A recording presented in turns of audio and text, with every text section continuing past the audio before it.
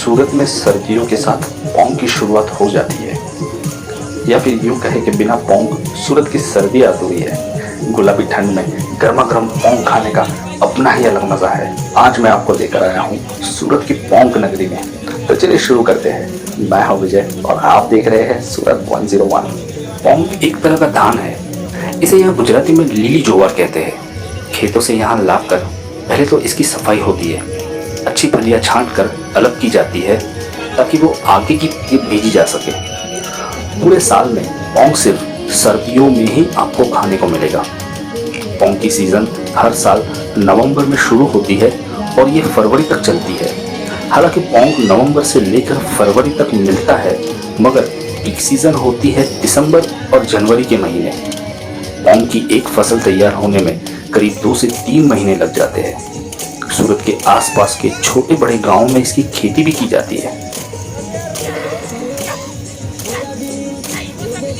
छांटने के बाद पोंग की फलियां भूनने के लिए लाई जाती है। तरीका भी बिल्कुल देसी। ईंट की भट्टी बनाकर लोहे का एक बड़ा सा पटिया रेत से भर दिया जाता है। यहाँ रेत इतनी गर्म होनी चाहिए कि चंद मिनटों में पोंग को भून सके। इन शॉर्ट पोंग की फलियों को गर्म रेत से ढककर भूनते हैं। डायरेक्टली आग पर भूनने से ये जल जाएगा और सारे पोषक तत्व नष्ट हो जाएंगे। फलियों को रेत में अच्छे से ढककर 10 से 12 मिनट के लिए छोड़ दिया जाता है। बीच बीच में उनको पलटा भी जाएगा ताकि वो हर तरफ से अच्छे से भुनी जा सके। भुनी हुई फलियों को फिर इकट्ठा कर छड़ने के लिए भेजा जाता है।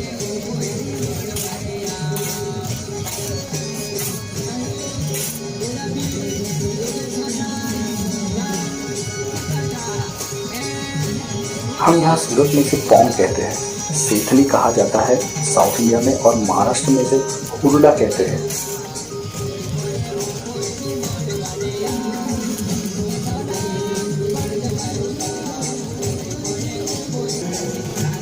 पोंग में कुदरती मिठास होती है और ये कई गुणकारी तत्वों से भरपूर भी होता है। अगर आप इसे नाश्ते में खाना चाहते हैं तो पोंग के साथ थोड़ी सेव, चाट मसाला और ऊपर से खट्टा खट्टा नींबू निचोड़ दीजिए। हो गया नाश्ता तैयार। थोड़ी सी चीनी मिलाकर भी आप इसे खा सकते हैं। टेस्ट में बेस्ट तो है ही और हेल्दी भी है।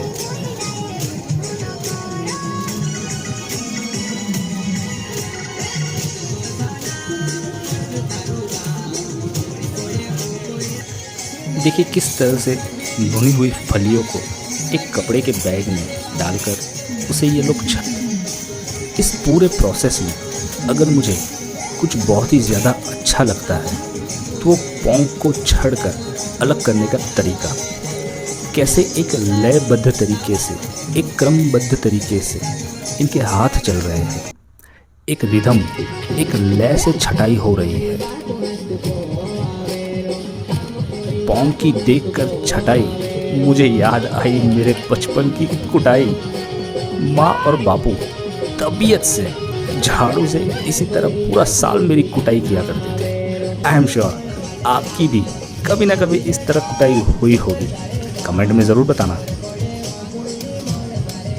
एक और मज़ेदार बात नोटिस की मैंने, पूरी पोंग नगरी में जहाँ पर भी पोंग बन रहा था वहाँ बड़ी ज़ोर शोर से गाने बज रहे थे। और ये कोई बॉलीवुड के गाने नहीं थे। गाना सुनते हुए काम करने से शायद इनका जोश बढ़ता होगा। जो भी हो, मुझे बड़ा मज़ा आया इनके गाने सुनकर।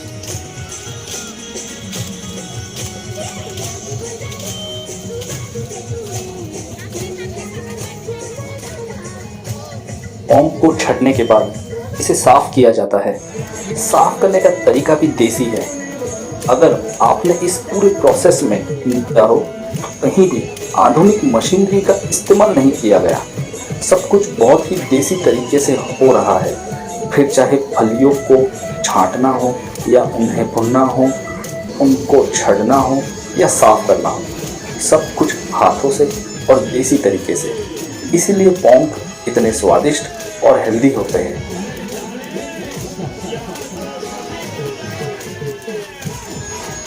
पोंग को साफ करने के लिए लकड़ी के सूप का इस्तेमाल करते हैं और झटक कर कचरा अलग किया जाता है।